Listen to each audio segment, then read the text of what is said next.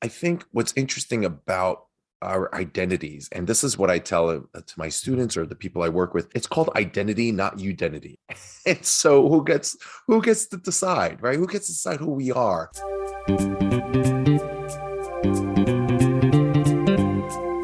Hello and welcome to the Innovative Mindset Podcast. I'm your host, Isolde Trachtenberg. On the show, I interview peak performing world changers in the creative, social impact, and vegan spaces.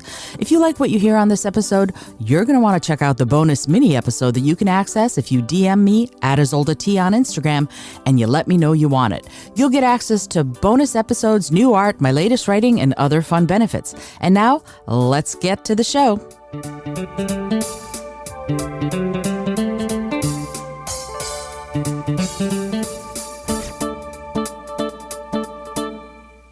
Hello, and welcome to the Innovative Mindset Podcast. I'm your host, Isolde Trachtenberg. Super excited you're here.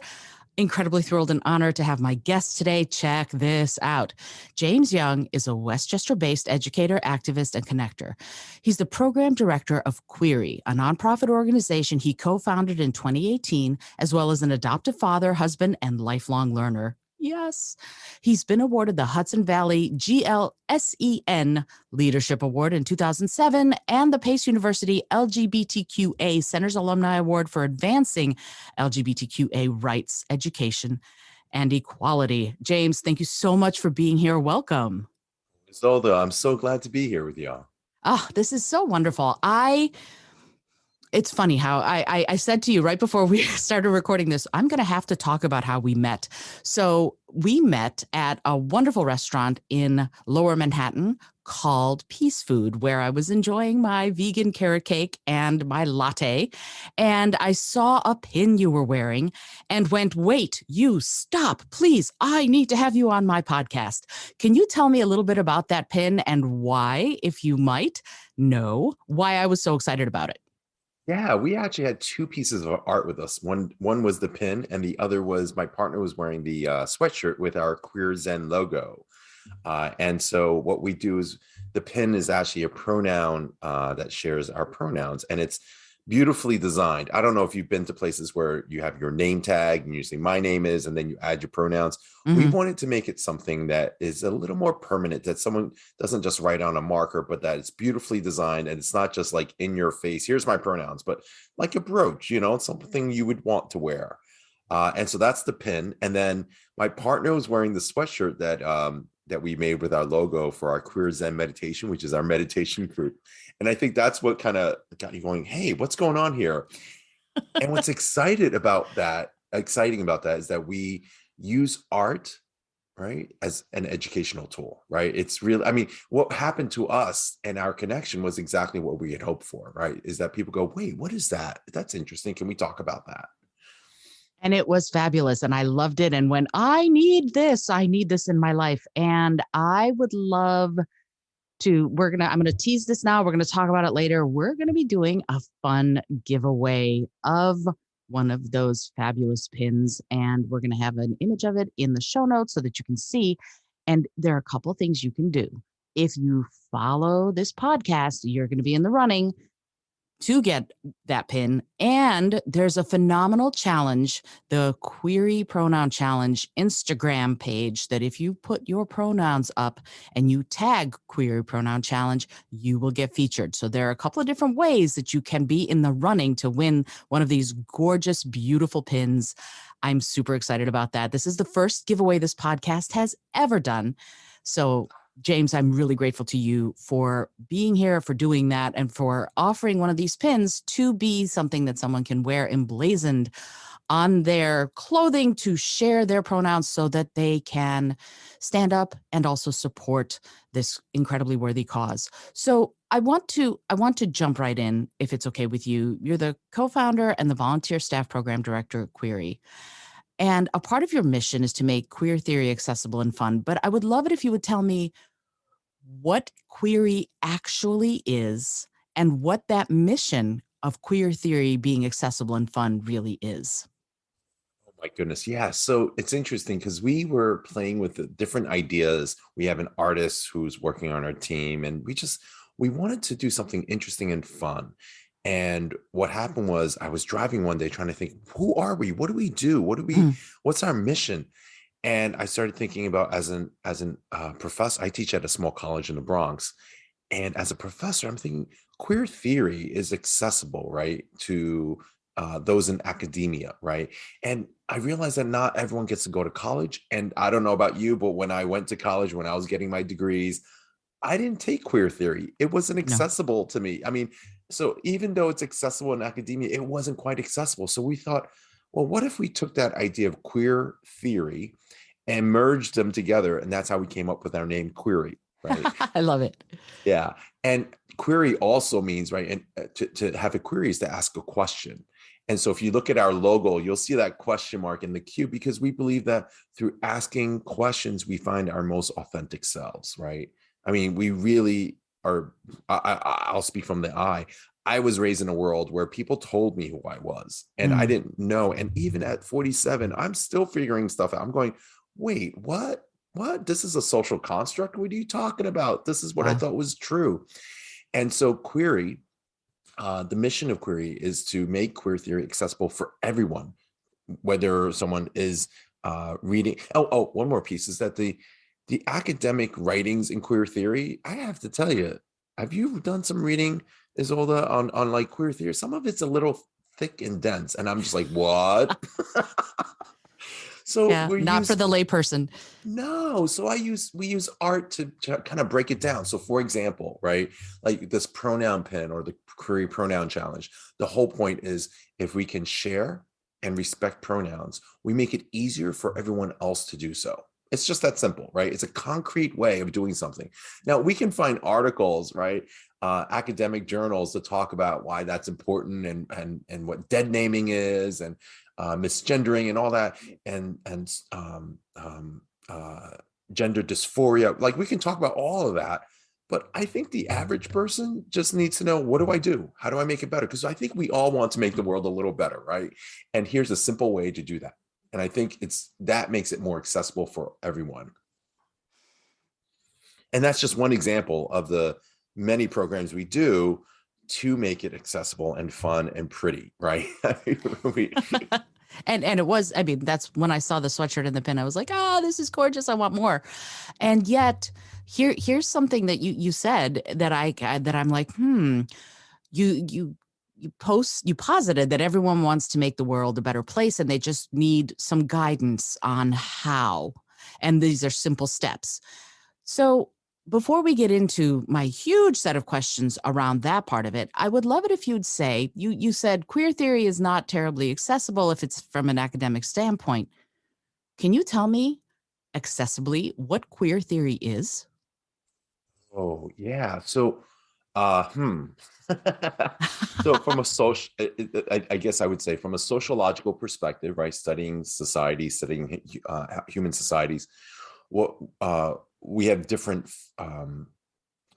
branches of that, and within one is called social conflict, which is this idea that one group of people are fighting amongst another group of people for power, right, vying for power or more Mhm. power, right? And so in the more woke world, for those of you who use that language, right, it's really about, like understanding the intersectional racism, sexism, the isms, the oppression, right? Mm. And so an outgrowth of social conflict is racial theories. Maybe we've been hearing a lot of the talk about CRT in schools, critical race theory, Mm. right? Maybe we don't teach about Columbus in the same way anymore, right? Maybe we teach about the accurate American history in the Civil Mm. War, right? Like instead of just literally whitewashing it, right?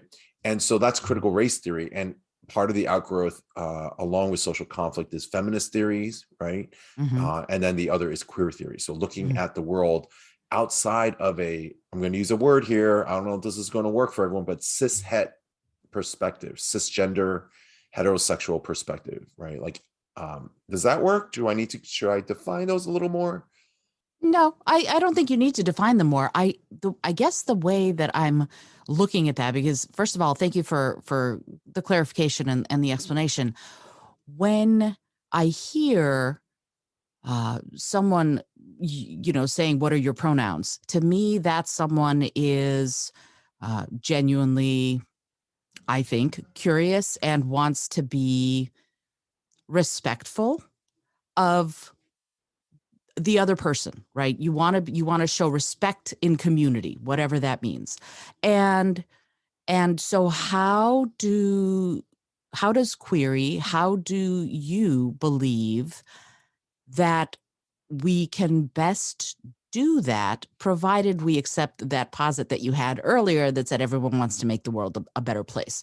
How do we do that? Is it just, you should just ask? Or is there some awareness that we need to build inside ourselves to feel confident in asking? Powerful. Yeah. So, I'm thinking that, um, this is multi-layered, of course, right? So Mm, the easy answer is, the easy, quick answer that I usually give people is, you know, people, people who, um, people who are interested in having their gender respected typically are very happy and grateful that someone would even ask them their pronouns, because we live in a world where that doesn't typically happen. hmm But I will add another piece about that, which is, I don't know, like, as an Asian person, Asian American person in the United States, I can't tell you how many times, Isolda, how many times people have asked me where am I from? hmm And I'll, like, if you might ask me where I'm from, and I'll say, I'm in Westchester or White Plains, New York, whatever. But I also get the other question, which is, no, no, no, no, no. Where are you really from? mm, And that's a different kind of question, right? Especially when they start doing the whole like little dance around, like, no, no, no, like your people, and they start pointing to their eyes. It's like, what's happening here? What's mm, going on? Why is this? And I don't know if people are getting it, but it's a little racial, right? They're not really asking me. They're in, I guess, social justice world. They're talking about like, this is othering in some way, right? They mm, othered me. And so I'm bringing this back to people who are non-binary or trans or gender non-conforming. How somebody who's trans or non-binary or gender non-conforming might be just going through their day, and I don't know if they need someone randomly to come up and say, "Hey, what's your pronouns?" Because I clocked you as trans, or I read you as someone that's non-binary, and I want you to know, and I want you to know I'm an ally. So I'm going to ask you your pronoun. I think that's different, right? hmm And I think if we use that posit that everyone's trying to do the best they can, right? Everyone does want to make the world a better place. I think that's a little misinformed. But your question was really, what do we do inside to make ourselves a little more confident? I think part of that is, there's academia, right? Queer theory is not accessible in regards to those articles, but it is accessible on TikTok. It is accessible on TED Talks. It is accessible in many different ways. And I think that in 2022, we can watch more of those kind of videos, right? On TED Talk. I live by TED Talks and mm, TikTok and Reels.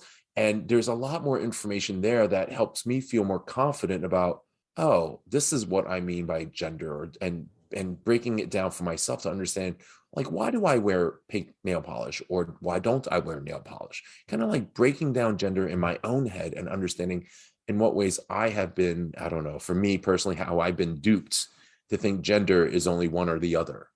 And so I think doing the real work besides pronouns and asking about pronouns is trying to understand that gender is a construct, right? That gender is something we made up, and that it's not just binary. So I don't know, that maybe that's a little too deep, but I think part of being mindful in my journey as a queer person and also as an educator, as an activist, is understanding that my masculinity was handed to me and taught to me and maybe even forced on me. And so when I reach out for a cup at a store, I want to buy this cup or whatever hat, what I typically do is I bypass all the pink and purple ones because, oh no, those aren't for me, right? Those aren't for me. Meanwhile, maybe I like pink, or maybe that's a better shape that fits in my hand, but I'm not even going to look at that because of my trained masculinity. And maybe I'm admitting too much about myself here, but I think we can handle that here, right? Yeah. absolutely. See, okay. That's it's this is fascinating and I love it. And I have questions that you may not want to answer or you might want to answer. It Yeah, seems I'm to open. me. Let's do this. Let's do it. Cool. It seems to me what you were talking about, like, oh, I walk away from the pink or purple or I don't wear nail polish or I do wear nail polish.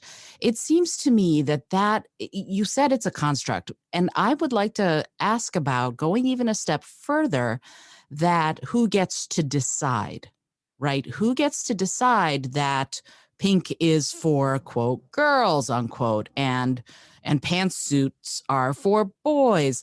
And what is it about them, about nail polish or about earrings or about pantsuits or about these traditional sort of assignations, if you will, of one gender or another that we cling to in some way in this society so that we can identify somebody as one gender or another? And, it's a deep question. I don't know what the answer is, but I do know that there are some wonderful theorists who are playing with this. And when I say theorists, I'm talking about people who may not have a doctorate and doing research. I'm Mm-hmm. talking about someone like Alok. Are you familiar with Alok? Mm-mm. Alok. If you No. follow Alok and follow them on Instagram, they are always putting out wonderful content. But there's tons of other people too. But Alok, I feel like, is like really up there. And Alok, Alok makes it accessible because it's again not that academic reading. Mm-hmm. Um, and Alok is a comedian too, so that's kind of fun. Mm-hmm. Mm-hmm.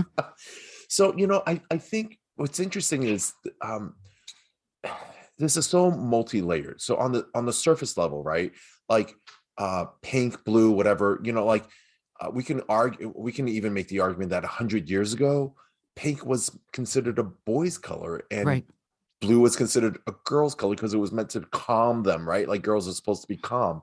But that's only like that's so super, that's in some ways that's problematic in the issue that we should talk about. But underneath all of that, if we look like from or above, like in a meta perspective, the issue isn't about pink and blue. The issue is, why do we think gender is binary? Right. Exactly. Like, yeah, like how do we come up with that? Like, I don't know, did you hear the NPR recording of the podcast on gonads? Have you heard this one? It's like a No. 6 series.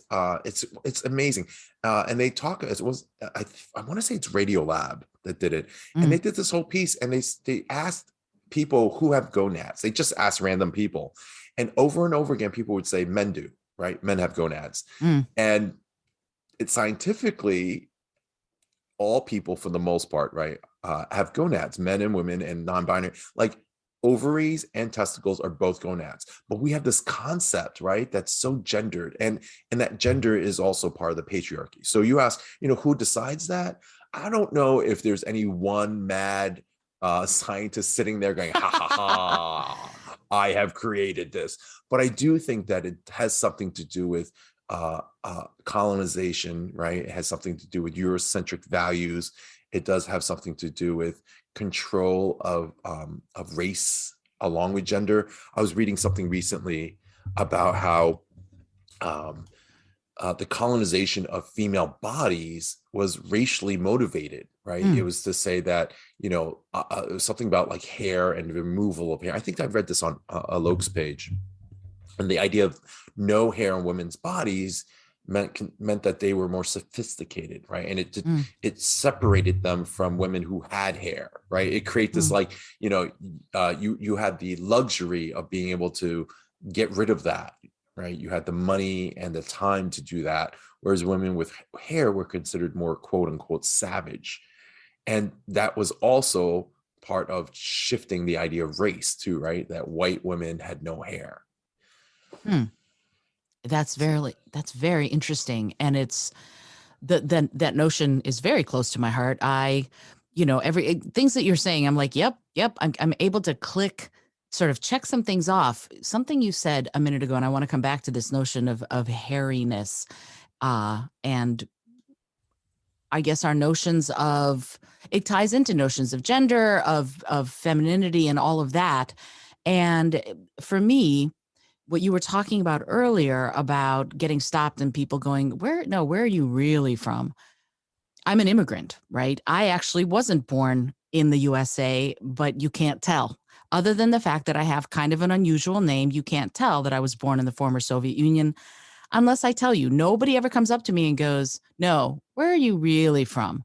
Mm. So it's a bizarre thing that I'm a white Jewish woman born in the former Soviet Union, but unless I actually mention all of that, people think I'm German heritage or Greek or Northern Italian, but been in the USA for generations, right? So it's interesting to hear it from your perspective, you who were born here are othered, if you will. And I, who wasn't born here, am not unless I choose to say those words. Oh, I was born in Moldova, et cetera, et cetera. So, but having said that, when I'm thinking of those notions of hairiness, women from my part of the world often are hirsute, are more hairy. And when we first came to the USA, my mother got an earful because she had hair on her legs and in her armpits, because in the Soviet Union, you did not shave because, frankly, there wasn't a lot of access to razors and it was a foreign concept to her. But wow, did she, once she had the pressure from her new friends, wow, did she start shaving and removing hair and all of that. So fast forwarding that to now, those notions of removing hair, there's a pressure to have, to wax and to do this and to do that. And then people who are uh, non-binary or trans, do they also face that sort of pressure? Like a trans woman, does she face pressure to remove hair? And how does that work within queer theory? Oh yeah, yeah. So thank you for asking the question, and thank you for sharing your personal story and your mother's story. It's that sounded like it was a really challenging time. I imagine that her friends here in the States were probably like, "Hey, we are helping you out, right?" Like Right, they were right, like for well sure. intentioned, right? Hmm. Yeah, yeah. And adding this extra pressure and financial burden, time burden, and financial burden, right? Right. Along with emotional work of like, what's wrong with me, right? Like it's yeah. It's interesting. So when I'm listening to you about that experience, about your experience and my experience. By the way, I was born in Hong Kong, and I Ah, came here okay. when I was 2. Ah, okay. Um, Hmm. I jokingly tell people I'm British. It's um, changed so much, right? right.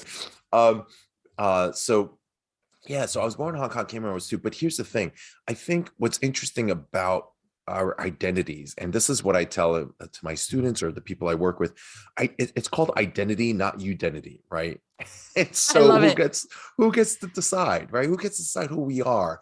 And I think we're the best persons to figure out who we are. Like Carl Rogers, from a psychological perspective, Carl Rogers believed the client knew the answers. The client had the best information, Hmm. Hmm. not the scientists, not the researchers, not the doctors, right? And so from the identity perspective, it's really challenging because when I meet with Asian folks, they'll be like, "Oh, you're an ABC, right? American Mm, born Chinese," mm, which is not a compliment. mm, It's kind of the opposite of being fresh off the boat, which is the other thing that I hear within my community, right? Like that you're not Asian enough or you're mm, too Asian, right? mm. And I think that this is just a form of oppression, that there is no like, and I'm gonna just liken this to experiences that I hear about what women might go through, which is you have to be sexy but not too sexy. Like you have to show some cleavage, but where's that line where it's too much, right? Like there are words for people who are not, and then there are words like prude and whatnot, and then there's words for people who are too sexy, right? And who decides that, right? Who Right. gets to decide that? It's not the individual themselves usually, right? And Yeah, so that's the point. Exactly. yeah, yeah, and it's this constant like mind game. If you think about it, it's like this like gaslighting that happens to the person, right? Like this Hmm. constant like, is this good enough? And then when you figure it out, then it's like, wait, no, it's not. You have to try something new. And this relates to a term called passing, right? Like I think that you were talking about passing, if you Hmm. will, Hmm. as quote unquote the norm, the dominant culture. And yet you're like, but wait a minute, what about my identity as someone who's from another country, as someone who has all these other parts of me. And in some ways, it sounds like that's not seen unless you share that with them, and tell them that story, right? Or if someone's maybe woke enough to ask that question. And on my end, I can't escape it. Right. W.E.B. Du Bois, sociologist, calls this the, oh gosh, what is this? Double consciousness, right? That it's that I can't escape that. When someone asks me where I'm from, I can no longer lean into, oh, they want to know about me. They want to know about my eyes, or they want to know about my skin, and where, like, you're not part of the norm, right? Whatever Mm-hmm. that is. Mm-hmm. And so I think that idea of passing or not passing is interesting, and relating this back to queer folks, specifically transgender folks, non-binary or gender non-conforming. And, I don't want to speak for that community since I'm not a trans person. I'm not part of the TGNCNB community. But I have heard stories of, like, the pressure of feeling like someone has to be ultra femme when they first come out, or ultra masculine when they first come out. Mm-hmm. And there's that balance later on that many people get to, of realizing, just because I'm a trans woman doesn't mean I have to be super femme, right? Like, I think there's like that coming out process for that individual. I feel like that's a pendulum swing almost. Yeah.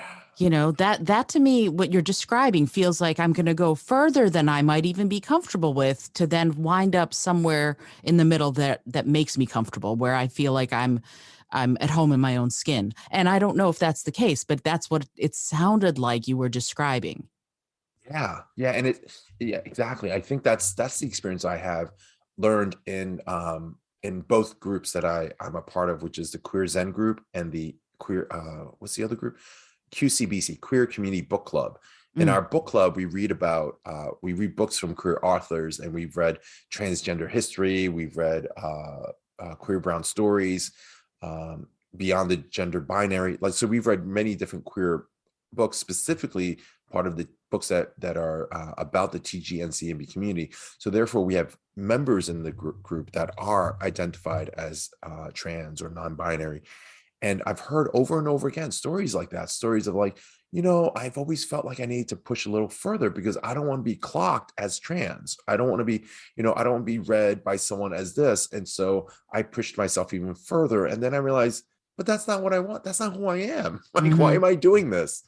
But that pressure, yeah. And that's what's interesting is you talked about the pressure from a woman, and there's pressure for men too, right? To be, I'm gotta be manly, right? And so I think that's the beauty of queer theory and what we do at Query, which is we're asking people to ask questions. We're asking everyone to ask questions, not just those in the queer community, because these gender boxes that we have, these norms, these rules, this pressure, I think in some ways it hurts everyone, right? Like it doesn't allow us to be as authentically ourselves because there are all these rules. Like, if I want to wear lipstick, I just outed myself on that one, because I just realized once I said that, there was a twinge inside, like, oh no, I can't do that.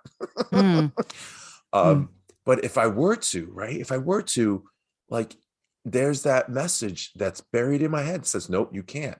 I think that might be my own next personal challenge, Isolde. You heard it here first on this podcast that last year, Isolde, I actually started wearing nail polish. I did that for a year to challenge myself, right?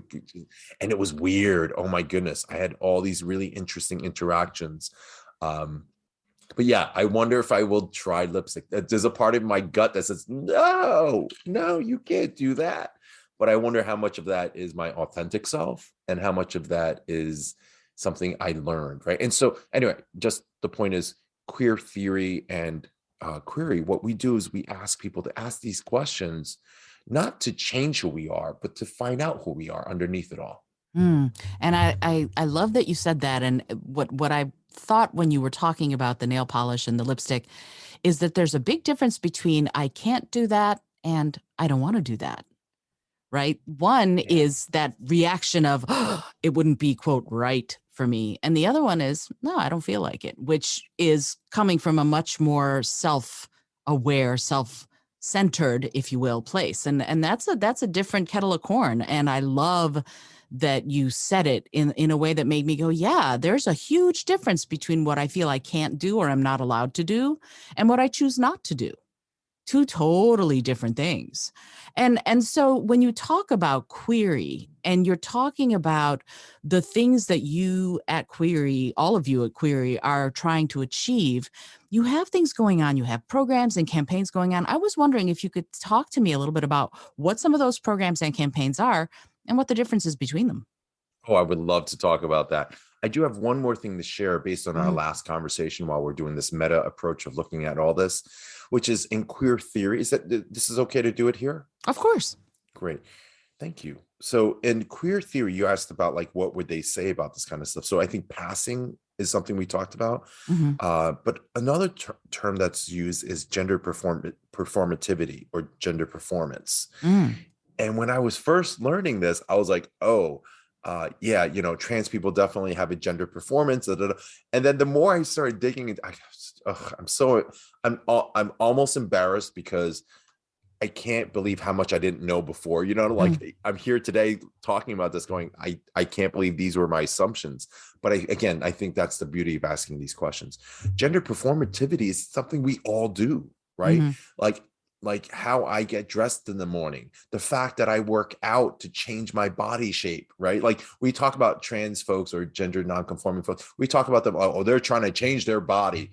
We all, like, how many people have Mhm. gone on a diet or, you know what I mean? Like we all change or wear a certain piece of clothing so that we look a certain way, bigger, smaller, whatever, right?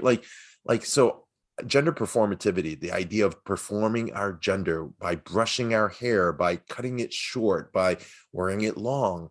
So it doesn't have to be just be lipstick. It could be the kind of shoes we wear. All of that, right, is unconsciously performing our gender. And so that's one level of queer theory that talks about, you know, what we do on the outside. But again, for those who are part of the TGNCB community and those who are cisgender, like there's a underneath lying piece of who we are too, right? So I want to be clear that if I wear lipstick or nail polish, it doesn't make me trans. It doesn't make me non-binary because underneath I still identify as a cisgender person, right? Like the costumes I wear.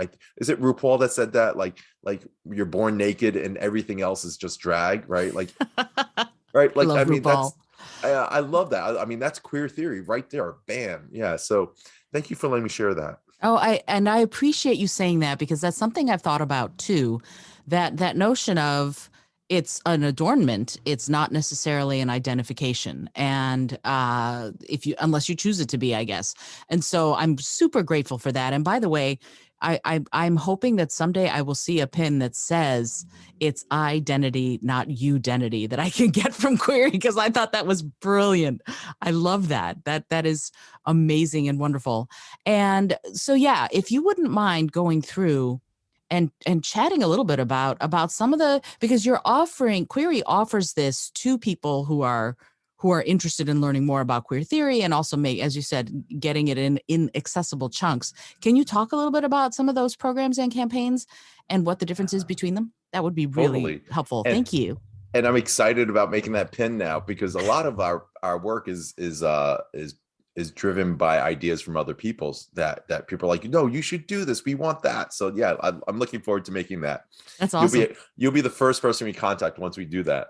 Oh, great! And I will put it out as something on this podcast in a future episode. That'll be really cool. That's awesome. Um, so yeah, we have programs and campaigns, and we just stumbled on this recently. So, you and I were talking earlier about how we're redesigning our website Mhm. because our web we don't know what we're doing, right? Like we wanted to make a difference. We want to do stuff, and then oh, we need a website. Oh, Instagram. And I don't know about you, but for me, social media was a foreign animal. I Mm. never really did anything on it. And now it's a full-time job. My Oh, I goodness. know. And how to post and when to post. So we started creating this new website and we're hoping to launch it in February. So by the time you all hear this, it's already out there, hopefully. And because we had grown so much and we pivoted during the pandemic, because most of our education is really not done through like a lesson or a lecture. It's more like using these art pieces or these, yeah, mostly art. And we we use that as a place for discussion, for Mm, conversation, right? Like just like mm. you and I are having, that might deepen our own sense of self or raise more questions.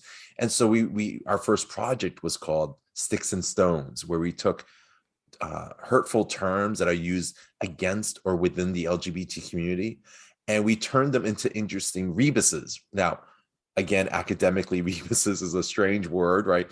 But a rebus is a visual puzzle. So think of like highlight magazines for those of you who've ever had that, right? You had those like pictures instead of words, right? Like, so we had, it was this fun, colorful, very childlike game, if you will. And they were put on these big canvases in an art gallery setting. Mm. And we would invite people in to come take a look and try to guess what the word was.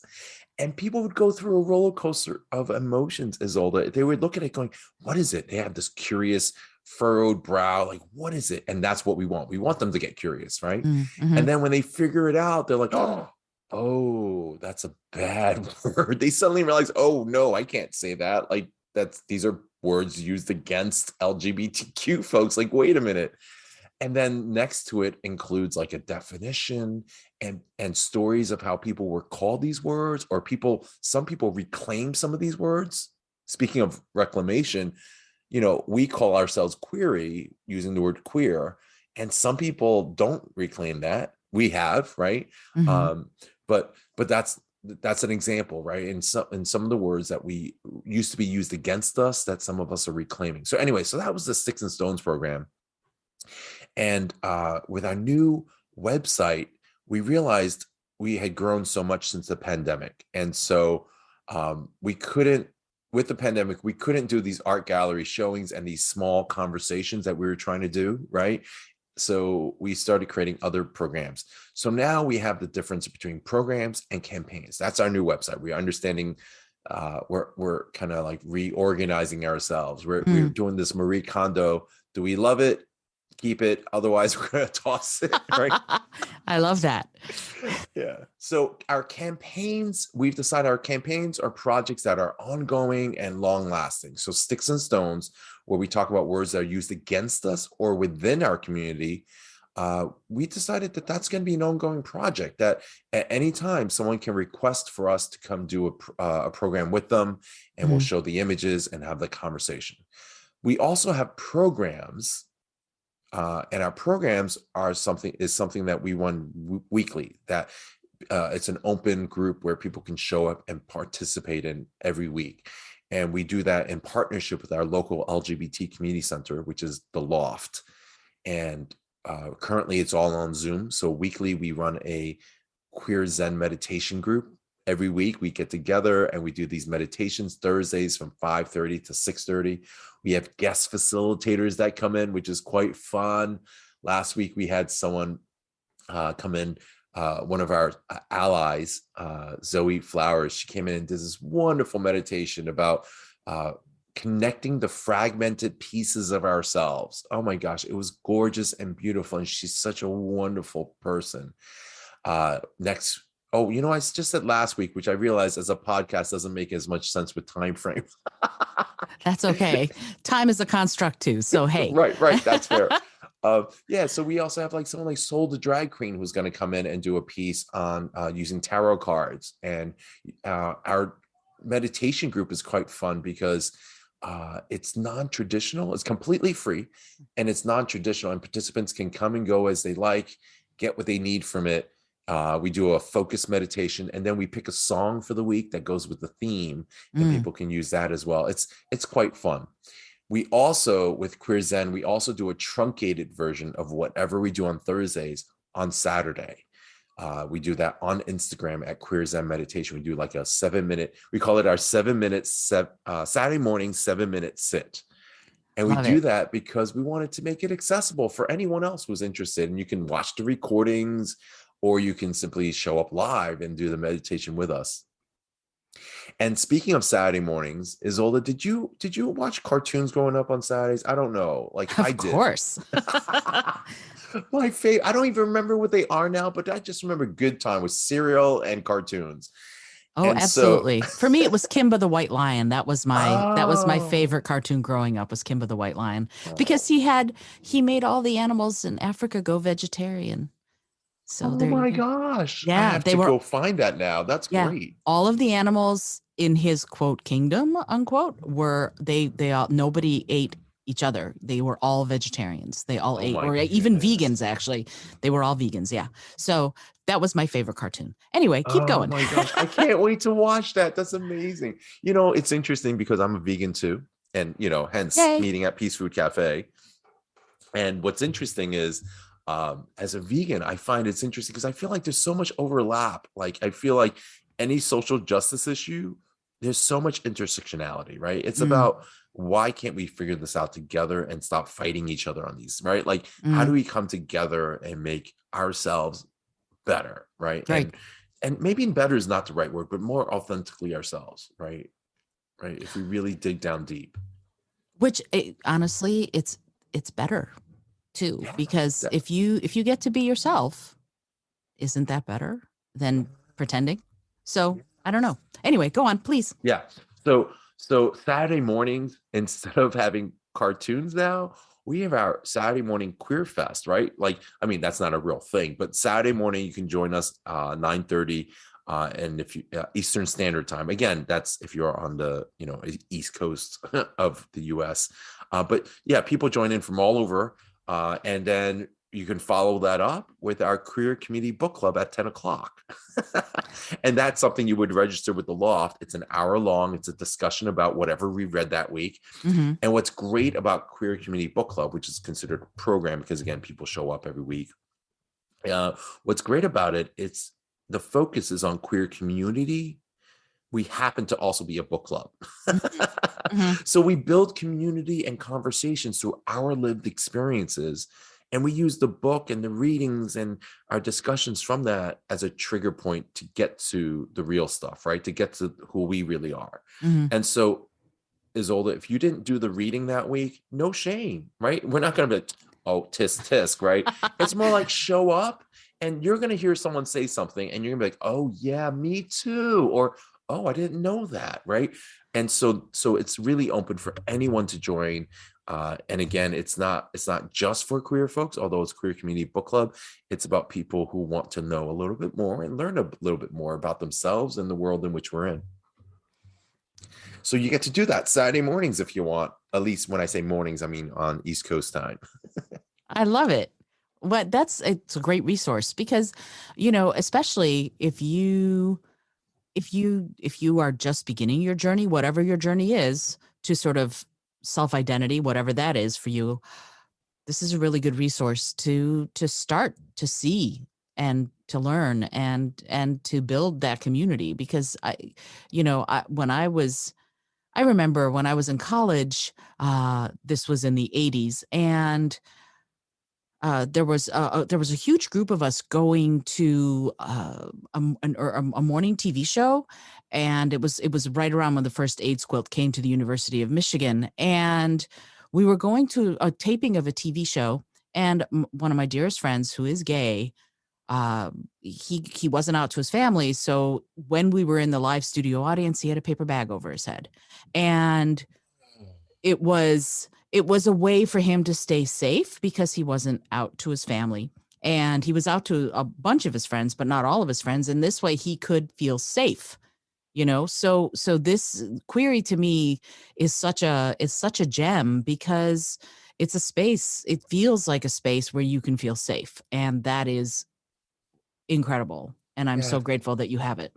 Thank you for saying that. Yeah. And, two points I like to make here. One is there have been several people who show up to Queer Zen Thursday evenings or well, depending on your time frame. Yeah, I have to remember in the virtual world, anyone. I mean, we've had people from England and Germany. We have a regular from Germany and from the Czech Republic show up. I So, love it. and for them, it's like midnight. So it's a late evening, and then we have people from Seattle and from all over. Yeah. So, but people who show up for our Queer Zen meeting and people who've shown up to the Queer Community Book Club, what's interesting is I've heard over and over again that this is the space where I feel like all of my identities are welcomed. Mm, And mhm. I didn't realize that was a thing, Isolda. I didn't realize that was like, I guess I knew, but like when people say that over and over again, it makes me realize this is a sacred space. I Hmm. mean, it's kind of sad to me that this is such a sacred space, because I feel like that should be, our identities should be welcomed everywhere. You know what I mean? Like Mm. all of us. I mean, we had someone recently talk at our QCBC meeting and said, I feel like as a queer person, a lot of times my disabilities and my identity as a person with disabilities, I feel like that's not really addressed. Whereas here, I can talk about that. I can Mm. talk about like how, queer, I don't know if folks know about this, but like the whole Marriage Equality Act and all that, and the whole fight for quote unquote gay marriage, right? For marriage equality, it doesn't help everyone in the queer community, because if someone's disabled and receiving benefits, if they get married, their benefits go away. And so Huh. how about we talk about that, right? And so anyway, we happen to be talking about something along those lines, and this person's like, I've never been to a queer group where I can talk about this stuff, right? This is important stuff that's happening in my life, or talk about racial issues. And yeah, so it's not just about queer stuff. The other point I want to make is all this, you said something powerful here, I think, and thank you for saying that, which is, if someone's new to the journey in regards to discovering something about themselves, whether they're LGBTQ, whatever their identities are, this is really a safe place for them to explore and sometimes sit back and just listen, even, right? Mm. Or share. But also, this is a safe place for allies, for anyone who wants to really start learning and understanding the experience. They can actually just simply show up, right? I mean, I know that I know that when I used to do a lot of work around like social justice, they would say, do you spend time with people of color, right? Do you have any people of color friends? Do you have any, LGBTQ friends, Mm. etc., right? Mm. And I'm thinking, well, how do you make friends with people like that? Like, am I going to tokenize them by showing up to I don't know, like a NAACP meeting, like that would just be here. I'm here to make a friend that's Black, like that's not gonna, right? That doesn't work. But at these meetings, at the meditation as well as the book club, people can show up, and then real authentic relationships and friendships can be created, right? I mean, it's available. There's an opportunity. And if people aren't up for that, that's okay. They can sit and listen, and they will learn tons from the reading, obviously, but also from the discussions of our lived experiences. And I think that, isn't that the beautiful part about like National Geographics and those magazines that teach us about those animals, and teach us about, communities that we see through a lens, through a camera lens, right? That we can't actually see. Being part of these groups allows us to not only see, but also participate and actually create real authentic relationships. I'm taking it all in because I'm like, yes, I love everything you just said. Thank you, James. No, because first of all, you don't know anything about me, but my first job out of college was at the National Geographic Society. So I was like, yes, What? absolutely. Yeah. So, but you know what's interesting about what you said to me is that, or rather, what's interesting to me about what you said is that notion of it's an exploration and this is a safe space to explore, whether you are someone who's working on your identity or you're someone who would like to know more or be an ally if you can. And yet one of the things that is challenging for me as I'm listening to you is I'm going, well, I feel like that this I this is going to sound really strange. I feel like query in essence should be everywhere, in that it would be really great if safe space was everywhere instead of this one sort of rarefied place. Does that make sense what I'm saying? Because it feels like this is I'm glad to elevate this and to share as with my many listeners about query, but it feels like it stands out sort of in bas relief that so many other parts of the world of our society aren't safe spaces. Wow. I thank you.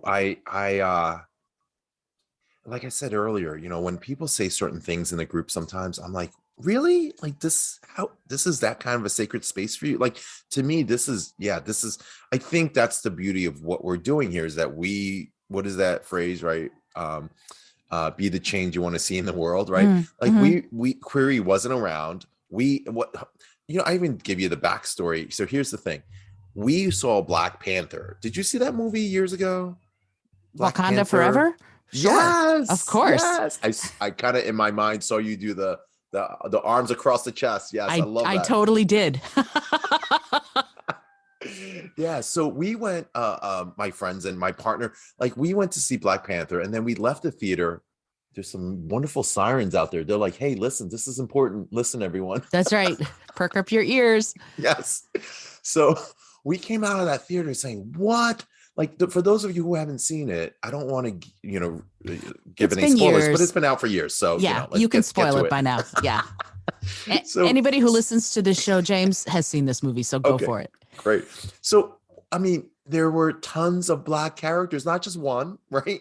Not just one trope, and they were nuanced, and their characters were well developed. And like the first character that died wasn't Black, and that the person in charge of the military was a Black woman, and the princess. There's just I can't say enough about this movie. The princess, right? The princess, holy moly, was a scientist. Like what? You can be more than just, a princess living in a tower waiting for someone to save you. What? Right?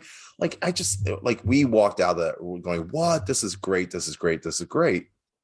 And then my partner said, but wait, where were the queer characters? And we kind of played it through our head and we're like, yeah, well, yeah, wait, what? That was missing. How come? And so this is where my partner first started saying, we need to do something about this. So we called up our friend who's a graphic artist, and we decided to make a comic. We decided to make a comic as if, and we were so naive. So we were so naive, as if there weren't any gay comics. we were the kind of people that's like, we have an idea and we're the only ones who've ever had this idea. So we created this very, very basic comic, and what it was it was just like, it wasn't a storyline, it was more just like a one shot. So like we had this idea of like having this in a closet, there were two items hanging. One was a shirt and one was a pair of pants hanging in the closet. And they were alive, they were talking, and they were asking the union suit, like a full is it called a union suit? Like it's a shirt and the pants all together, you know what I mean? Like do you know like what I'm in talking overalls?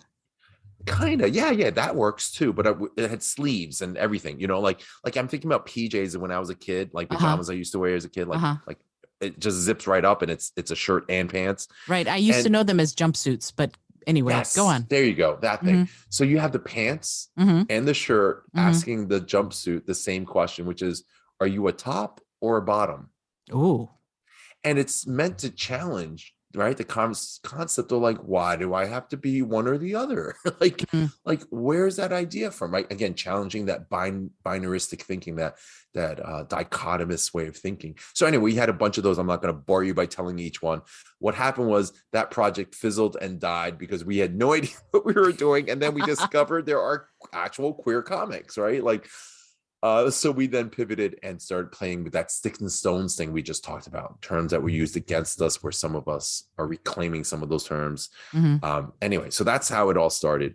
The other thing you talked about earlier was creating the safe space. And I think when I was 17, you mentioned earlier that, I started this youth group when I was 17 in White Plains, this LGBT youth group. And that was through the support of my elders, right? My gay elders or queer elders. And back then, it was a gay and lesbian center. It wasn't an LGBT center. We didn't know any better. But I was 17 and I knew nothing. And they're like, you should start a youth group. So I did, not knowing anything. And I was in the Journal News in Westchester County. We had the Journal News, the LOHUD paper. And I was featured in it with my picture and everything. And all of my elders called me and said, what are you doing? You can't have your picture in the paper. they were fearing for my life because they're from another generation. I mean, Mm, to be fair, that Matthew Shepard did happen soon after that. So mm, meaning the killing of that. So it's not like, they didn't have good reason to fear, but right. I didn't know, right? Right. I had youth on my side and naivete. And so I was in the paper about it, talking about it. And one of the things I remember fighting them on, my elders at the time, was why can't straight people show up to this? And I understand that better now that queer people need their space specifically so they can talk about things. But I also think that people who are allies should be able to join in and have that conversation too, because where are they going to have that conversation? Where will they have that conversation? Let's face it. And so I think Queer Community Book Club and Queer Zen are places where people can do that. I think I was more of a forward thinker back then. Yes, it's still queer centric space, but it allows allies to jump in and hear as well as participate and deepen their own knowledge. And the final piece I'll say about this piece with the sacred spaces, I want to be fair that, you know, I think you're right that there is something magical. And I so appreciate you lifting us up in this way. Like, it makes me feel really good about the work we're doing and re-energized to go do more, especially after being sick for several weeks. Oh, I'm glad you're feeling better. Thank you. Thank you. I'm glad I'm not coughing in everyone's ear. Mm, But I will say this. I think that these groups do exist in other places as well, right? I think that, and here's the other thing is, if this is not existing in your local area and you want it, right, you can totally do what we did. You can say, you know what, I, I think that's the beauty, is that we were so arrogant and privileged that we didn't know we couldn't do stuff like this, right. right? And so we made all these ridiculous, we started as a business selling t-shirts with these terrible terms, the rebuses on them, and Mm, people bought them up, people loved them, but like we didn't know who we really were then, right? Like, so as we continue to grow, we started building what we have here because we wanted to see this. And I think that if you look in your communities, you might find a program like this, right? In addition to that, you also might consider, how do I do it myself? And hey, folks, if you want to reach out to me, I'm happy to talk with y'all. I'm happy to have conversations with, how do you make this happen? And I obviously don't have the answers because we're still trying to figure that out, but we can partner and collaborate and work together. And Queer Zen and Queer Community Book Club does exactly that. We work with our local LGBTQ community center. They do all the Zooms and the passwords and all that stuff that I'm just like, what? How do you do that? How do you mute someone? Right. Recently we had a Zoom bomb. Have you had that yet, no. Isolda? Oh Uh-uh. my goodness. Yeah, it was a bunch of young folks who joined our group, and like, yeah, it was crazy. And I'm so lucky to have the loft on our side to help mitigate that and take care of that, Mm, right? mm-hmm. And so I think collaboration really is where it's at, just like our conversation here. Like, we're able to dive deeper. I love getting to know you more, as well as share the work that we're doing and who I am. And I think that's really where the magic happens, right? That magic is connecting with people as authentically as we can, kind of playing that Brene Brown, let's be vulnerable, because that's where it's at, right? It's not Mm. easy, but that's where it's really at. I certainly hope so. I certainly hope that's where it's at, uh, because we all walk around armored in one way or another. It's just that some of us can, to go back to what you said earlier, some of us don't need as much armor because we can, quote, pass, unquote, and others can't. And so there is this. There's a conversation, I think, to be had about how we support each other to feel safe, to feel like we can be vulnerable, because that is so important. Because if you're armored all the time, it must get really tiring to carry all that stuff around. So you need space where you can just be you, and we all do. But especially if you are someone who is vulnerable from the outside in, like you said, Matthew Shepard. I remember that, and it was so horrifying that this could happen, and yet it's not the first or the last time. So being there to be to hold space for someone to help them feel safe is crucial, I think, for all of us. Either you can give that protection or you need that protection, but there's a real conversation to be had, I think, about how we extend that to one another. And it's interesting, you were talking about, the comics. They're the Superman of Earth, Jonathan Kent, in, I guess, November or October came out as Yes. bi. And Yes. and and there was a lot of pushback, but there was also a lot of joy and cheering that in the mainstream comics that there is such a prominent character who's part of the LGBTQ plus community. What? That's amazing because you said there have been gay characters and queer characters in comics before, but this is mainstream comics, and that is a big step forward, in my opinion. And my husband, who is a huge comic book nerd, was like, yeah, this is so cool. This is unheard of. And it's really neat because this is Superman we're talking about. And Superman is held like under glass, by so many people. So it's really amazing to have that moment where people can go, oh, I can see myself reflected in a superhero that's been around since the 30s. So there it's an even bigger deal, I think, than even than I know, because I'm not part of that community, and yet I can sort of go yay and celebrate it. But having said that, the experience that I know many of my friends had when I was a teenager starting college is different than than the experiences of today. But if you were talking to someone now who was 17, 18, 19, what would you say to them if they're looking for community, if they're looking for somewhere to go be like we said, themselves? What would you say to someone who's doing that? If someone's listening and they're 17, 18, 19 years old, or even younger, who needs a starting point, what can you help? How can you help? What can you say? Well, it's interesting because I think about me as 17 and what I would tell myself.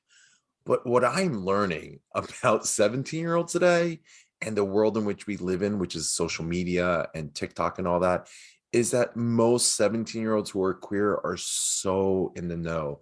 They're teaching me a lot of times, right, Mm. about Mm-hmm. these neo pronouns and stuff that I'm going, wait, what? Right? Like, oh, I didn't even realize to think that. So, what I would say is, you're on the right track, keep finding you. And I think they're already doing that, right? Because there's this trend on social media that really pushes for that. In addition to that, I would say, and maybe this is fuddy old me, I don't know, but I would say get off your phone and find some well, not that's not fair, not get off your phone, but because of the pandemic, maybe that's not such a good idea. Mm. But I would say uh let's not do passive, kind of interactions. Let's do actual connections, like join a group, right?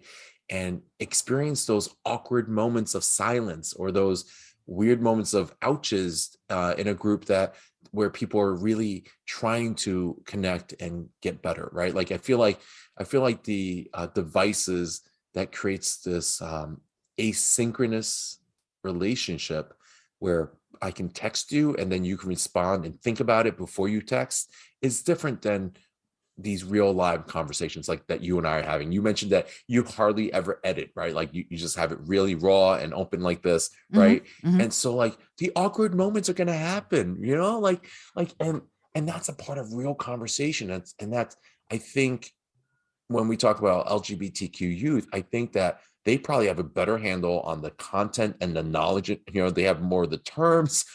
Some are even making up new terms. But I think that what may be missing is actual, real, authentic relationships and that armor, right? I think that when we connect with other people, I know for me, I still have the armor from my childhood, right? I was abused as a child. I still carry that. I'm Mm-hmm. still that little kid who's like, needs that love and affection, and I'm looking for that everywhere I go. It's your job, everyone, to make sure you reach out to me and show me love. Isolde, it's your job to make sure I feel whole, right? And really, that's unfair to put on other people. And so I think part of learning about that is by being in connection with other people. So joining a virtual group, If people are feeling safe with masks and whatnot, I don't know what's going to happen by the time this podcast is released. Maybe, hey, I'll cross my fingers. Maybe the pandemic is over. I don't think it will be, but maybe it is. Who knows? Right. Maybe you join your local LGBT centers. There's GSAs in schools, gay straight alliances, in middle schools. I mean, at least where I am in New York, there's a few middle schools that have GSAs. In fact, some of them are now called QSAs, right? Because the idea of gay was an umbrella term at one point, but it's almost like it's the I'm just going to go off on a tangent here. It's almost like how he represented everyone, right? And so so a lot of groups are calling themselves QSAs now, right? That's the evolution of that, right? So I think that there's more resources, and go and get them and connect with people that are supporting, connect with people that are challenging you. And if you find any of those relationships toxic, maybe that's not the ones you go for. Find the ones that are challenging and going to be supporting you in some ways. I mean, that worked for me tremendously when I went to the loft at 17. The loft was literally a loft back then. Now it's in a church, but it was a loft in White Plains. For any one of you who are from New York or Westchester, you might know it. It was on Grove Street, and I walked to the loft. I took a bus from New Rochelle to White Plains, and then I looked at those stairs, a set of black staircase, painted black, and I was like, ugh, all these steps go all the way up there. And I can't tell you how many LGBTQ folks probably thought the same thing of the steps. Like, I've heard stories about people would walk up halfway and then turn around and leave right before they actually made it in their first step. And part of it is, addressing that LGBTQ identity or community, but the other is having to face real live people, right? I mean, that's a human issue. It is. And it's interesting, James, what you were just saying. As you were saying that, I was culturally, my husband tells me I'm an alien all the time, and not an alien just from another country, but an alien from outer space, because he says that I think differently than other people, and I'm cool with that, whatever. The thing is that what the result of that was when I was growing up is that I didn't know culturally, interactively, what was appropriate, what wasn't. And so I kind of had to feel my way. And when in doubt, I defaulted to asking questions and listening. That was my way of sort of going, I don't know what it, because I stepped in it. There were times that I just stepped in it big time and said the wrong thing, not knowing. I didn't know, culturally, my parents couldn't teach me. They knew less than I did. So, there are times you might feel that way. You might feel like, oh, crud, I just said something that was painful to someone else without meaning to, right? Totally, because by accident. And so what I defaulted to was listening. I would get very quiet and I would just watch and listen. And so what are your thoughts on that with respect to someone who isn't certain about how to proceed? Is that a good strategy? And if not, what are some strategies for walking into the space and being part of that community? My goodness, I love what you did there. That's amazing to kind of just like listen. I mean, Isolde, listening. What is that, right? Like, I have to tell you, like, my partner, in this pandemic, I have this, are they calling it a COVID bubble or a pandemic bubble? Anyway, I'm in this bubble with my family, my son and my partner, and then I teach right at a college level. And I have to tell you, my main complaint in life is that no one listens to me. Maybe you feel that way too. I don't know. But I feel like people are so ready with their own comments and their own ideas. And I love that you're like, let me listen, right? Let me step back and listen. Let me ask questions and listen. I love that approach. That's beautiful. I think there's probably like dozens of TED Talks about doing that, to have healthy conversations. Let's do some listening. One of my favorites actually talks about the scout versus the warrior. I think those are the two metaphors. Like, when we approach conversations or when we approach situations, we can approach it as a scout, going in and going, what is this?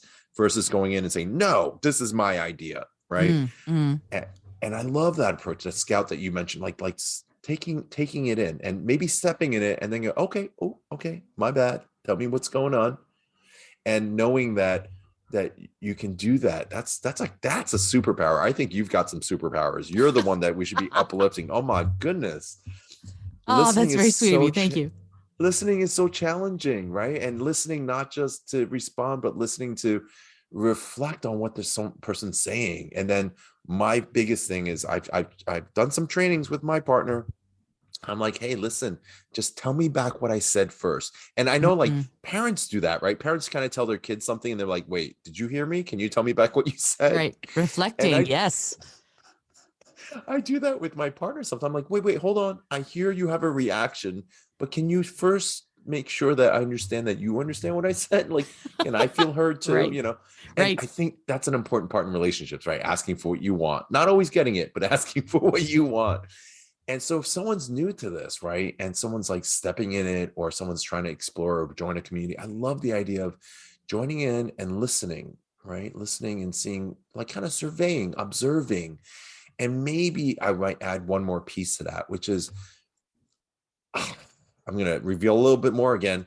Again, as a child who lived through a lot of abuse and abandonment, when I was going to groups at 17 years old, I had a chip on my shoulder. Oh, I Mm-hmm. still do. It's still there, as I mentioned, right? It's your job to take care of me. So I would listen, yeah, but I would listen for, oh, you just said something wrong.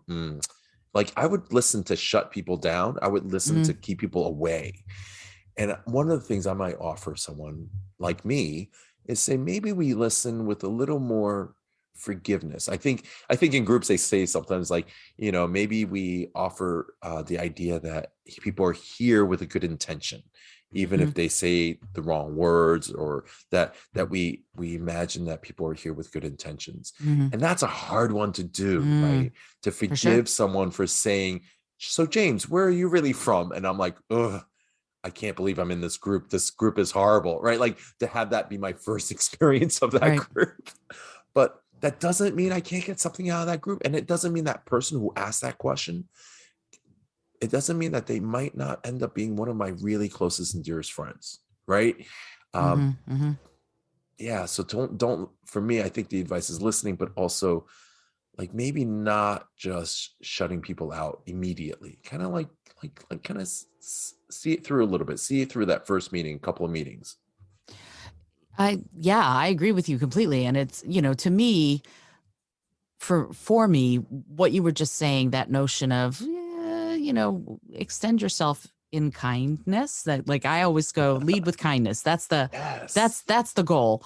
And to me, if I'm not certain, as I said, I get quiet. Somebody else might be uncertain. They might have a different response to their uncertainty. And if we all sort of hold space, then I think we get into that, uh, into a place where we can pay more attention to ourselves and each other, and then improve the interaction.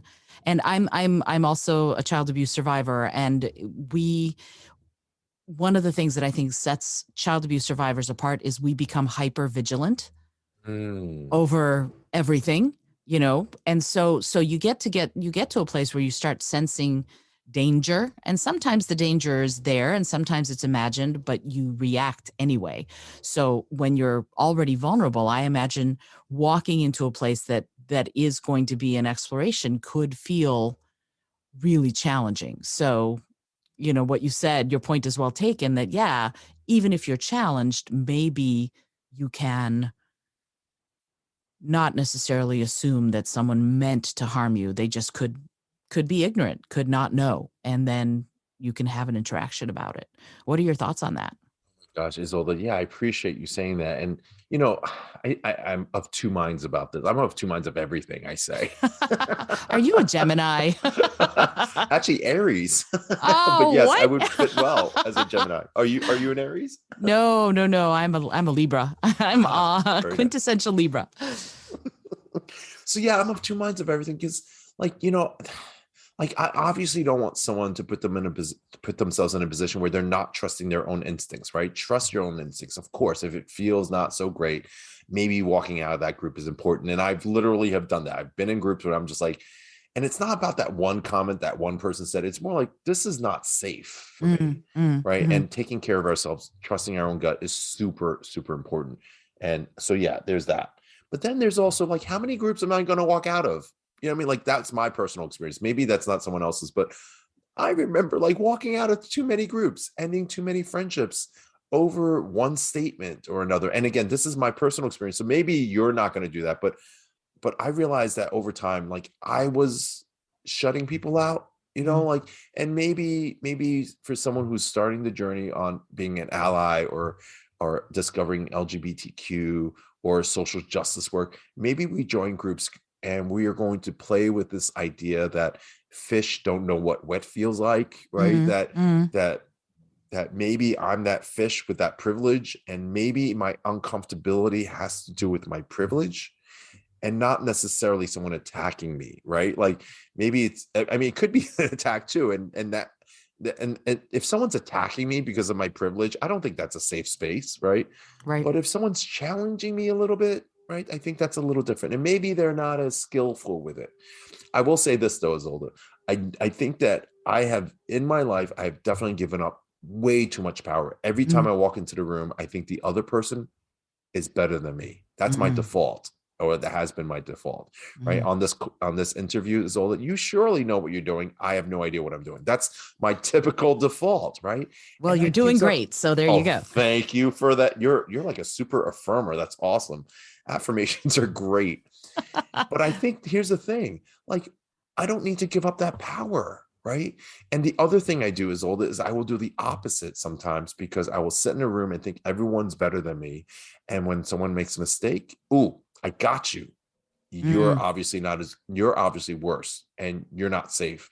And so I create this like pedestal where either I put them on it or I put myself on it. And it's Wow. just another way to keep myself separate from people. And again, Mm. I'm just talking about maybe my experience, and maybe this Mm. doesn't apply to everyone, but I'm thinking that maybe a few other people have this default as well. Sure, absolutely. And it's a lot of heavy lifting, right? Because then you're always assessing and you're always going, which is it? Which is it? Which is it? And that can be on our psyches, that can be really hard because it's ceaseless, and Mhm. you're in that space. Wow, I almost say, can we put that burden down and not have that in our heads all the time? Because I think it's not, you're not alone there. I think a lot of us do some form of that as a way to preserve our sense of self, to protect ourselves. And it can be a positive if you feel really in danger, but it can also challenge you in some negative ways if it's standing in the way of you living your best life. So we're always doing that seesaw, that teeter totter, trying to figure out which it's going to be. And I'm like, let's lay down the burden. It would be really nice. I love that, lay down the burden. And I actually have a tool I use. Would you like to hear that? Sure, of course. So I love food, and I don't know if that's like whatever. I could do I could psychoanalyze that, but I love food. I love eating. And so like buffets before the pandemic, buffets are like my favorite place to go. Like all these options and as Right. much as you want. Like what? Like Freud would have a field day about my oral fixation. Like it's great. It's great. But here's the thing. When I go to a buffet, Isolde, I know that at some buffets or many buffets, there's going to be something there that's going to be gross. You know what I'm talking about? Like the Oh, yes. peas that have just been sitting out for Oh, hours and it's right. mushy. And I don't mean to hate on anyone who likes mushy peas. Maybe you like mushy peas and that's fine, but I I do don't not. like them. Right. I don't like them. And so here's the thing. Imagine myself going to a buffet and I'm like, ugh, I know the mushy peas are there. Ugh, you know what? If I see the mushy peas, I'm out of here. Like I think that's how I approached going to groups or meeting people in my past. And I love this buffet example because I can literally go into a group and then go, okay, it's like a buffet, James. What are you going to do? Are you going to look for the mushy peas and forget all the 30, 40 other items that are yummy that you want? Or are Right. you going to look for those mushy peas that are gross? Right. Right. And that's what I do is all that I've noticed that. I noticed that sometimes I will go, not literally, metaphorically, go to the buffet, look for the mushy peas, then take a plate. And here's the worst part. You ready? Put it on my plate, right? I put it on my plate and say, oh my God, these peas are so gross. I put it on my, and then I'll look at like everyone else in the restaurant. I'm like, hey, did you try the mushy peas? You should look at the, and then I go around and give everyone else the mushy peas, right? Oh, wow. So that's like that metaphor works for me because I realize, why would I do that? I Right. wouldn't. Right. So why don't I go into a buffet or restaurant, whatever, and or a meeting and say, you know what? I'm going to look for what I want out of this. And let's see if I can get some of that stuff. Let's see if I can get some of the exciting things that I like, whatever Yes. they might end up being here. The And crispy if I, artichoke hearts. Yum. yes, yes, find what we like. Yes, exactly. And if we do that, I don't know, there's a part of me that's like, I feel like our talk is moving more towards mindfulness and what we do in Queer Zen, which is, like, let's cultivate more of our own joy, cultivate more of our own pleasures, cultivate more of our own, like, instead of putting the burden down, which totally works, right? Why don't we just think about like lifting ourselves up, right? And Mm, so the burden just falls off, right? mm.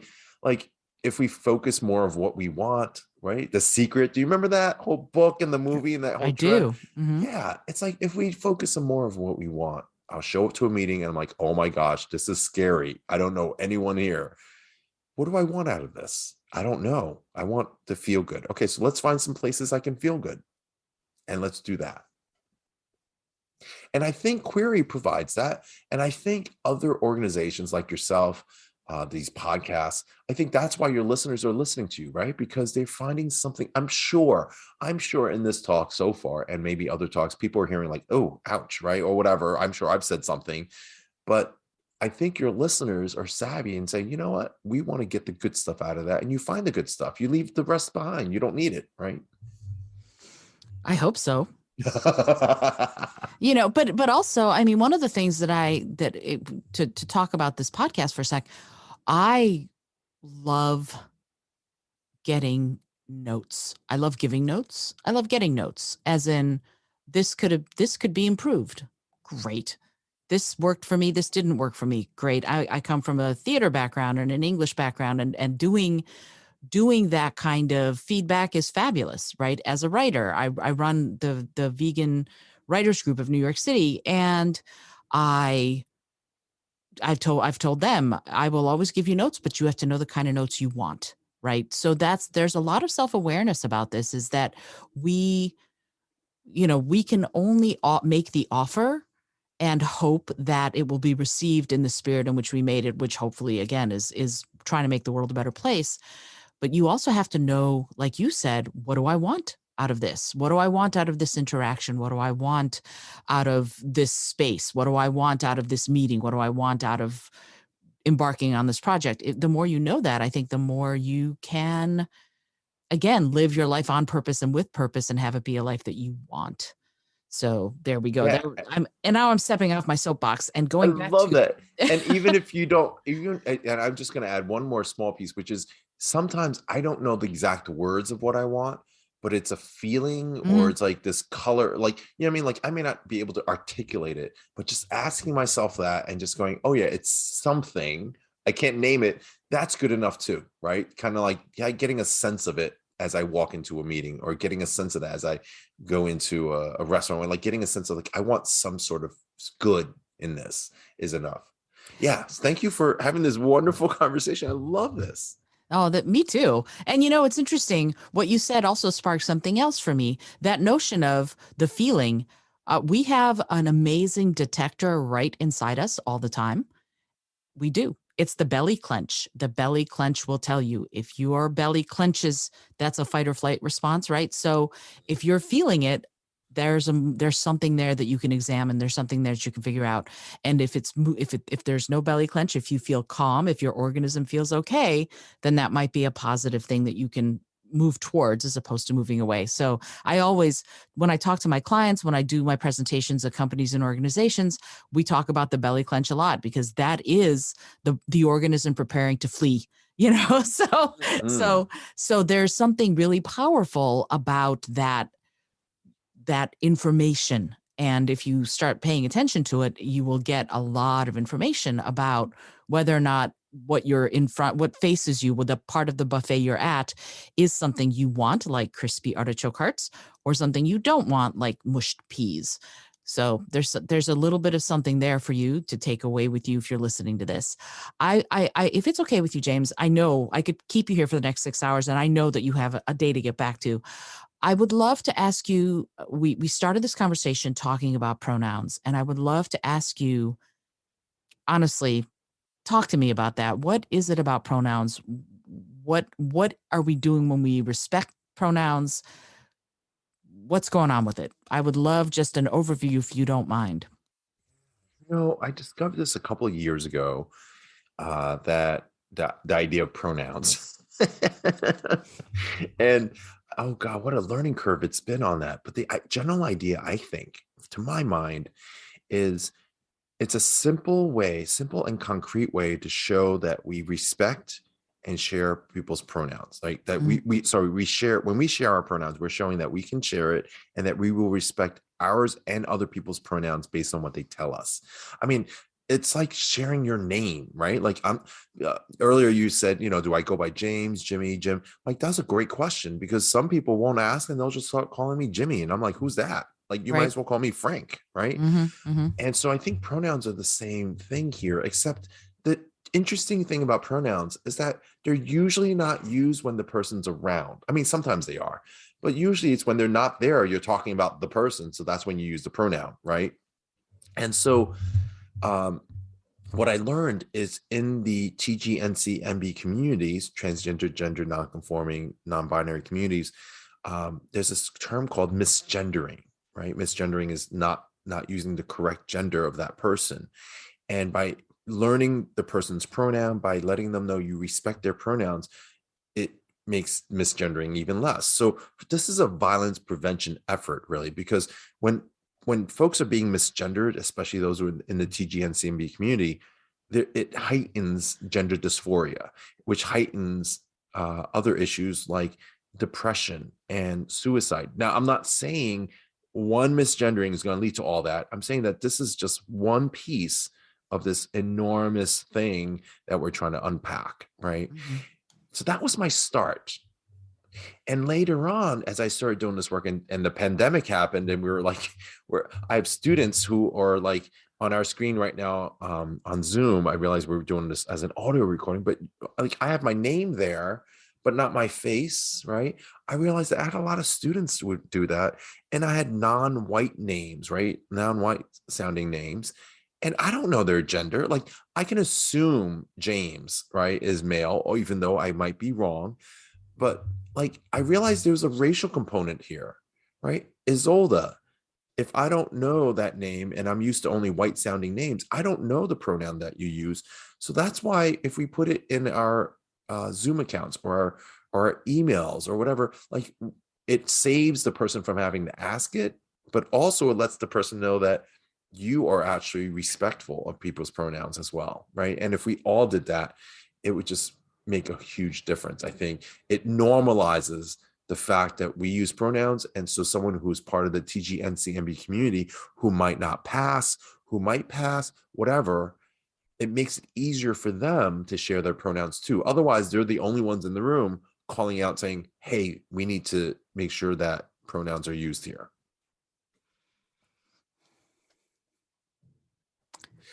I'm taking all this in. Oh, thank you. Yeah. So that's the main point, right? The main point is to normalize the sharing of pronouns. Now, there are many other complex issues. Like if I'm running a group with those who are part of my classrooms, for example, I ask my students to share their name and pronouns if they feel comfortable with that. And I also give a quick lesson for those of you who are like, what are they still talking about? I don't understand this pronoun. Here's how I explain it. If I left my cell phone behind, I would want you to say he left his cell phone. Hear the pronouns. Or I would want you to say they left their pronouns. Either one works for me. But if you said she left her pronouns, I would be like, who are you talking about? Because you're not talking about me, right? And so that's the way to think about pronouns. Yeah. And so when we share pronouns, it actually makes it easier for the person to know what your pronouns are and to respect you. And you're hopefully letting people know that you are being respectful to them. And the complexity is, some people may not feel comfortable sharing their pronouns. And I'm talking about those in the TGNCMB communities might not feel comfortable because maybe they're not out yet, right? And so maybe they don't want to share. So I never force anyone to share. I invite, just like we invite people to meetings or parties or to the buffet, we can invite people and just let people know that they can always pass.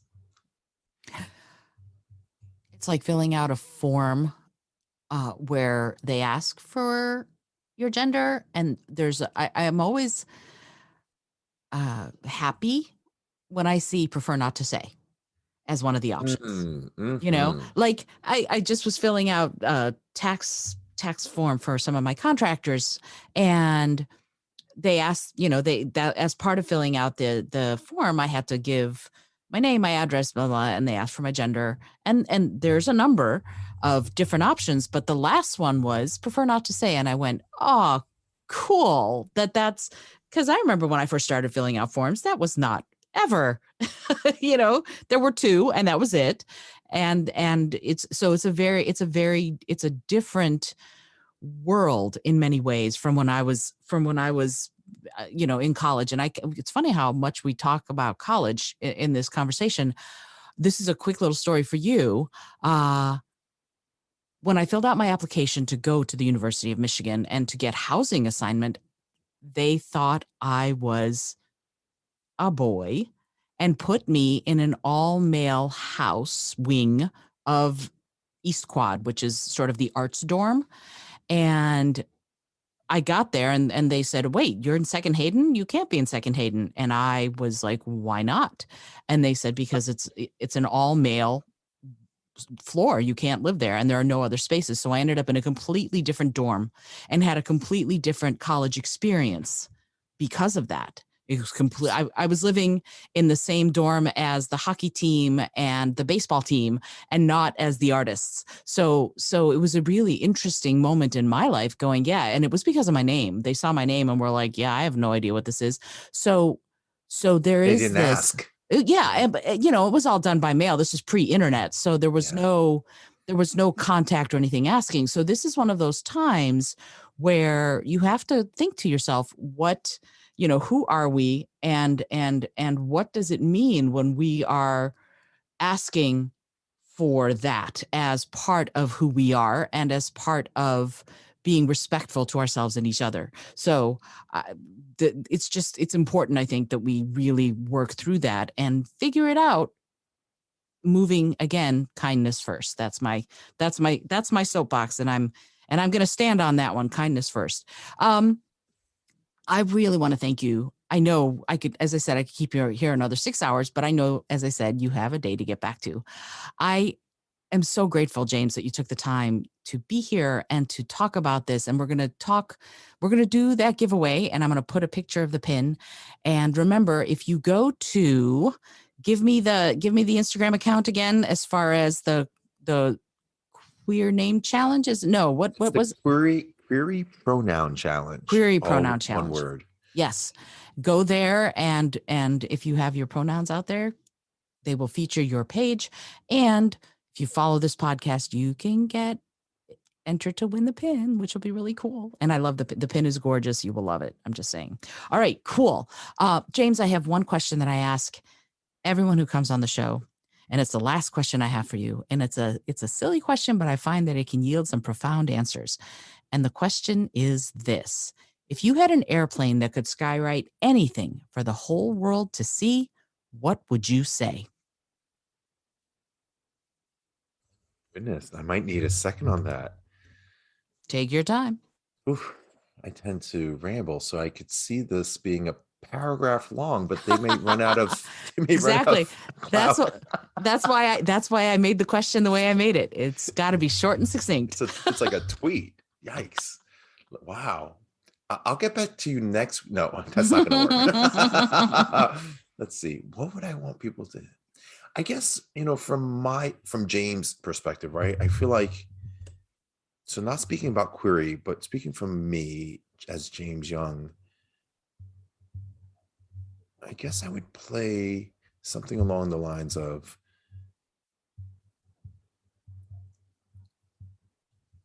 something like, hang in there, it's just smoke.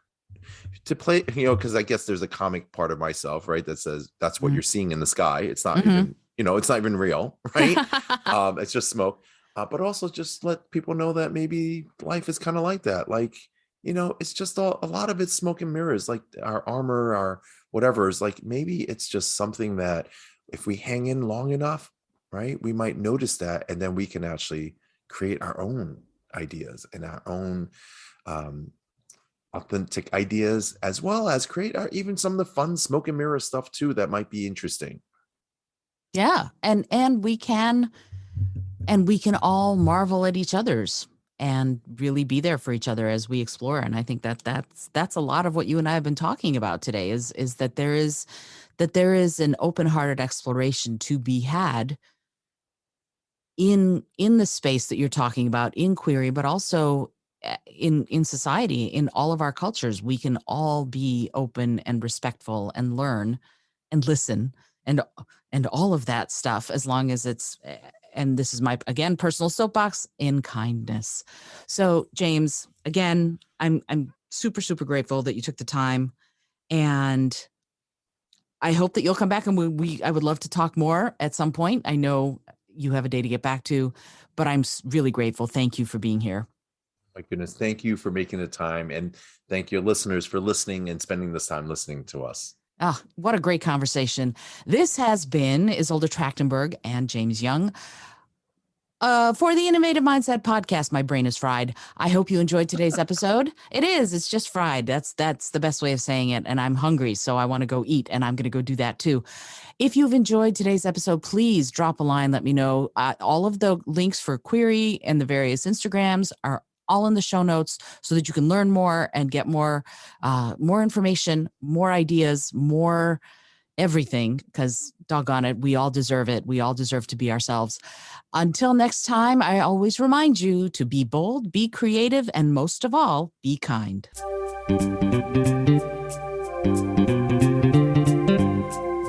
Thank you so much for joining me today. I really appreciate you being here. Please subscribe to the podcast if you're new, and it would mean the world to me if you told a friend about it. Today's episode was produced by Isolde Trachtenberg and is copyright 2022. As always, please remember this is for educational and entertainment purposes only. Past performance does not guarantee future results, although we can always hope. Until next time, remember to be bold, be creative, and most of all, be kind.